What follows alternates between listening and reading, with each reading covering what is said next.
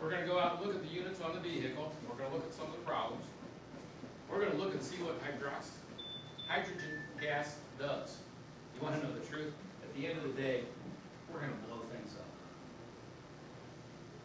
So if you're asleep, I'll wake you up. Okay. I don't want to take a pop bottle and send it 50 feet in the air with something you can't see. That's fun. It's noisy. Okay. If you're really desperate, there's a couple of places around the building. There's one down in the auto shop, hanging on the wall. There's a twist dispenser and there's foam earplugs in it. So if you think the boom's going to bother you too much, and it's over quick, sounds kind of like a gunshot on the really good ones. Our lesser ones are more like firecrackers. But you can twist the knob and get a couple of earplugs if you want to do that when we're on your way out. I'll show you where the dispenser is when we're going over to do it. We're going to go down and show you the hydroxy generators making it and how we measure it and what's appropriate. Okay. The unit we build to do this, we call a booster cell. Some people have other names for it, but this is the name that's getting popular, a booster cell. Okay. We install that in a motor vehicle. It's a nifty little thing. It doesn't take up a whole lot of room. We got several of them up here. Okay. One of them, let's pull one out here. We'll get into the construction of it later, but we'll hold it up and show it to you to start with.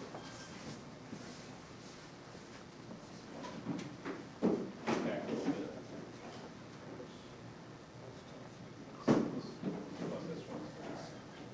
Guys, this isn't the final example. This is one set up for demonstration.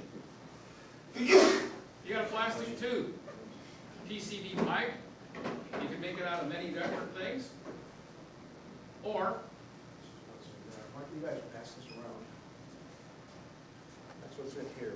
This one's slightly modified. There's a chain made to it. and you'll see different sizes and shapes of these things as we go along. We'll show you more pieces parts. That's stainless steel plates in there. And how we stack the plates, put current through them, of course they don't touch each other. They're an open circuit. If I put power to that thing right now, it will do absolutely nothing. Because there's nothing to conduct between the plates. But we have to make a reaction.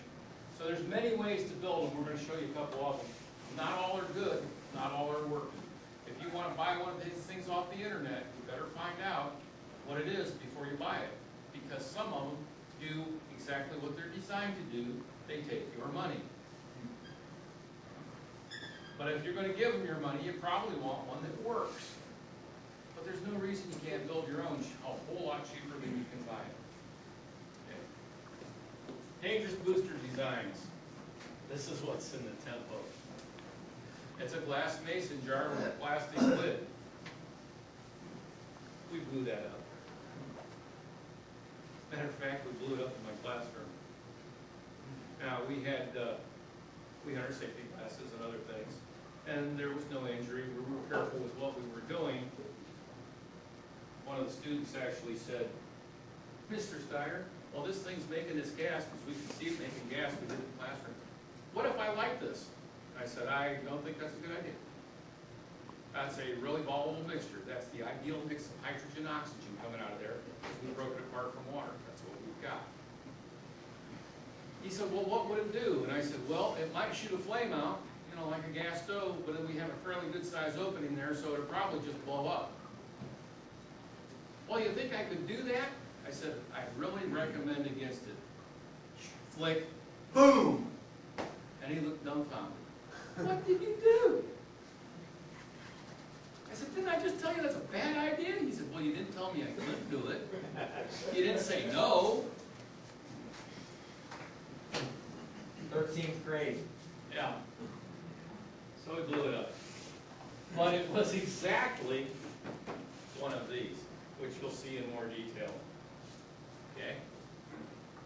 And that is sitting on the table in my classroom after we pushed all the pieces back together after he flicked his lighter down there. This can happen in the car too. You get a bad connection, you don't put it together right, you get a spark in there for whatever reason, the car backfires, and you've got nothing but the glass jar in place, and this is what happens. Now, if it's out under the hood of your car, is it gonna hurt anything? You might get a flat tire from the broken glass. Okay. You're also gonna have a heck of a vacuum leak at this point. But we don't put this directly in the engine vacuum. Okay. That was a wet cell design. This is a much better wet cell design. Yeah, you get to keep it in one piece. You can see we have a pack of these plates like it's coming around again. But this is made out of PCD pipe.